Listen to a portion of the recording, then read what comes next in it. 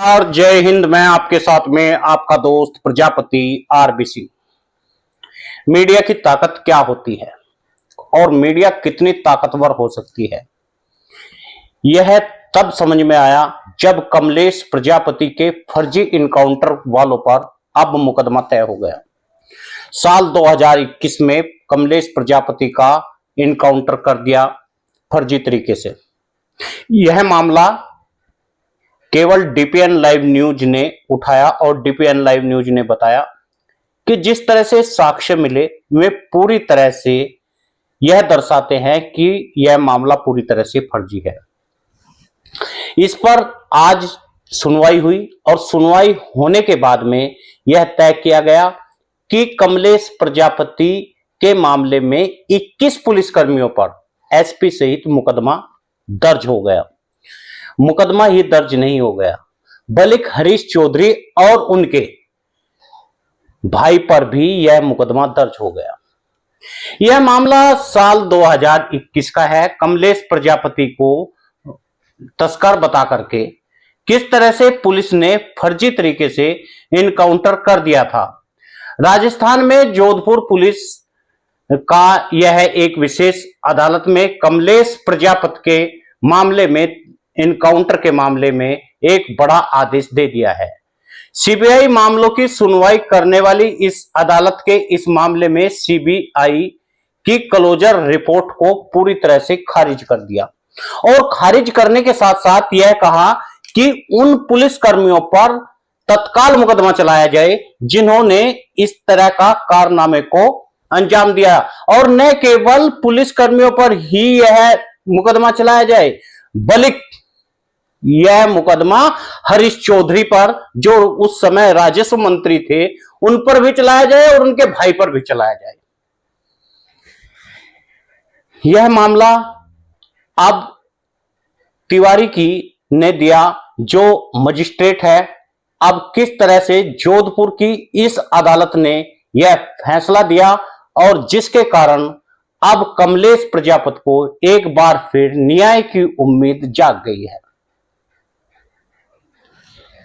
अभी तक DPN live news ऐसे मुद्दे उठाता रहा है और ऐसे मुद्दों पर लगातार सफलता मिली है।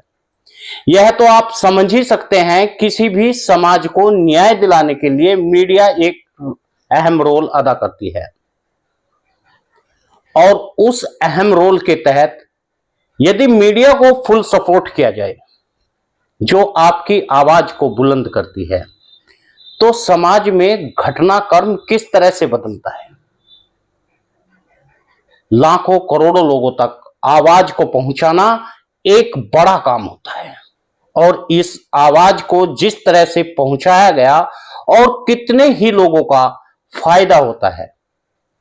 ऐसे में तमाम सामाजिक संगठन यदि एक साथ एकजुट होकर भी अपनी आवाज उठाए तो भी इतनी बड़ी आवाज को बुलंद नहीं किया जा सकता।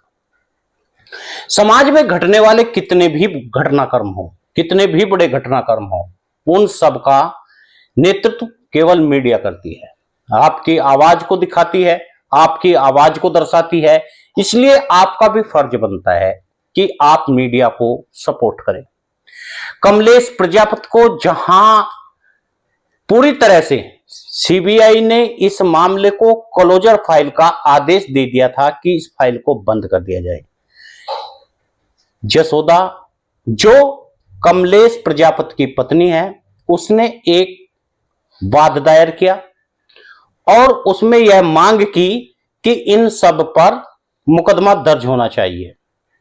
साक्ष्य यदि देखें तो कमलेश प्रजापति को किस तरह से उनकी वीडियोग्राफी में पता चलता है कि वह इनकाउंटर नहीं था।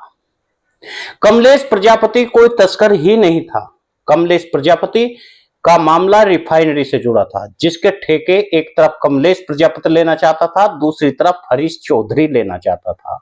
हरीश चौधरी के भाई उसको लेना चाहता था और हरीश चौधरी ने यह इनकाउंटर उस समय अपनी मंत्री पद की गरिमा को ताक पर रखकर करा दिया। ऐसे में एसपी और वे तमाम पुलिसकर्मी अब किसी भी समय से मुकदमा चलने के बाद में किस तरह जेल के और सलाखों के पीछे होगी, इसका श्रेय केवल डीपीएन लाइव न्यूज को जाता है। डीपीएन लाइव न्यूज ही थी जो इस आवाज को बुलंद कर रही थी। डीपीएन लाइव न्यूज ही थे जो पूरे मामले को देख रहे थे। डीपीएन लाइव न्यूज ही थे हर छोटी बारीक खबर चला रहे थे। डीपीएन लाइव न्यूज ही था जो इस आवाज को पूरे राजस्थान में घुमा रहा था। आप सभी से निवेदन है, डीपीएन लाइव न्यूज को सपोर्ट करें, डीपीएन लाइव न्यूज को सब्सक्राइब करें, डीपीएन लाइव न्यूज की वीडियो को शेयर करें ताकि समाज की, दलितों की, शोषितों की खबरों को दिखाया जा सके। नमस्कार।